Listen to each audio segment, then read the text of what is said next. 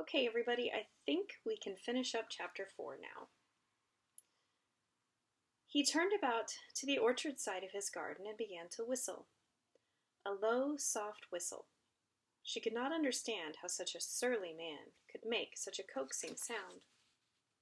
Almost the next moment, a wonderful thing happened. She heard a soft little rushing flight through the air, and it was the bird with the red breast flying to them, and he actually alighted on the big clod of earth quite near to the gardener's foot. "There he is," chuckled the old man, and then he spoke to the bird as if he were speaking to a child. "Where has thou been, thou cheeky little bugger?" he said. "I not seen thee for to-day. Hast thou begun thy courting this early in the season? Thou'rt too forward." The bird put his tiny head on one side and looked up at him with his soft bright eye, which was like a black dewdrop. He seemed quite familiar and not the least afraid. He hopped about and pecked the earth briskly, looking for seeds and insects. It actually gave Mary a queer feeling in her heart, because he was so pretty and cheerful and seemed so like a person. He had a tiny plump body and a delicate beak and slender, delicate legs. "Will he always come when you call him?" she asked, almost in a whisper. "Aye, that he will. I've knowed him ever since he were a fledgling. He came out of the nest the other garden when he flew over the wall, and he was too weak to fly back for a few days, and we got friendly. When he went over the wall again, the rest of the brood was gone, and he was lonely, and he came back to me." "What kind of a bird is he?" Mary asked. "Doesn't thou know? He's a robin redbreast, and they're the friendliest, curiousest birds alive. They're almost as friendly as dogs, if you know how to get on with them. Watch him pecking about there and looking round at us again. He knows we're talking about him." It was the queerest thing in the world to see the old fellow. He looked at the plump little scarlet waistcoated bird as if he were both proud and fond of him. "He's a conceited one," he chuckled. "He likes to hear folks talk about him. And curious, bless me, there never was his like for curiosity and meddling. He's always coming to see what I'm planting. He knows all the things Mr. Craven never troubles himself about. He's the head gardener, he is." The robin hopped about busily pecking the soil, and now and then stopped to look at them a little. Mary thought his black dewdrop eyes gazed at her with great curiosity. It really seemed as if he were finding out all about her. The queer feeling in her heart increased. "Where did the rest of the brood fly to?" she asked. "There's no knowing. The old ones turn 'em out of the nest and make 'em fly, and they're scattered afore you know it. This one was a knowing one, and he knew he was lonely." Mistress Mary went a step nearer to the robin and looked at him very hard. "I'm lonely," she said. She had not known this before. This was one of the things which made her feel sour and cross. She seemed to find out when the robin looked at her, and she looked at the robin. The old gardener pushed his cap back on his bald head and stared at her for a minute. "Art that the little wench from India?" he asked. Mary nodded. "Then no wonder thou'rt lonely.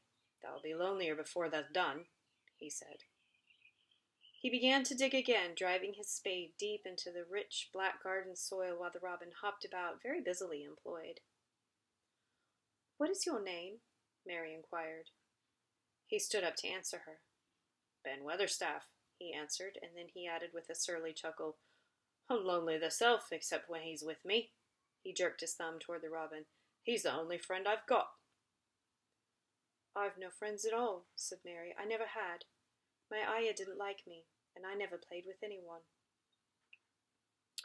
It is a Yorkshire habit to say what you think with blunt frankness, and old Ben Weatherstaff was a Yorkshire moor man.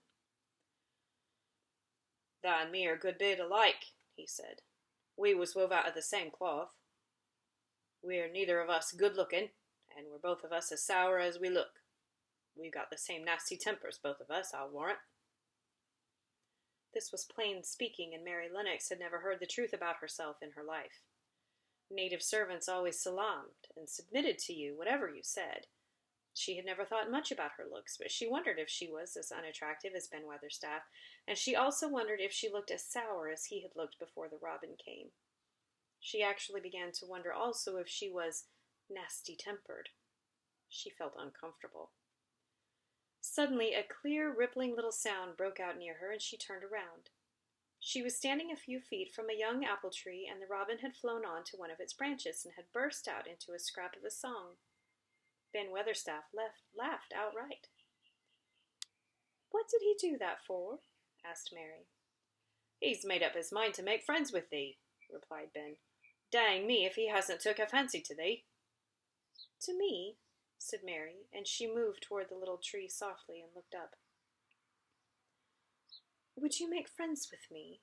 she said to the robin, just as if she was speaking to a person. "Would you?" And she did not say it in either her hard little voice or in her imperious Indian voice, but in a tone so soft and eager and coaxing that Ben Weatherstaff was as surprised as she had been when she had heard him whistle.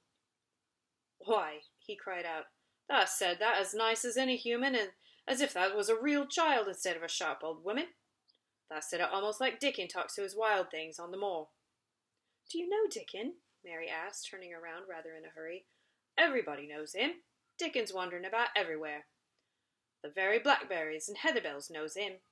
I warrant the foxes shows him where their cubs lies, and the skylarks don't hide their nests from him." Mary would like to have asked more questions. She was almost as curious about Dickon as she was about the deserted garden. But just that moment the robin, who had ended his song, gave a little shake of his wings, spread them, and flew away. He had made his visit and had other things to do. "He has flown over the wall," Mary cried out, watching him. "He has flown into the orchard. He has flown across the other wall, into the garden where there is no door." "He lives there," said old Ben. "He came out of the egg there. If he's courting, he's making up to some young madam of a robin that lives among those old rose trees there." "Rose trees," said Mary. "Are those rose trees?"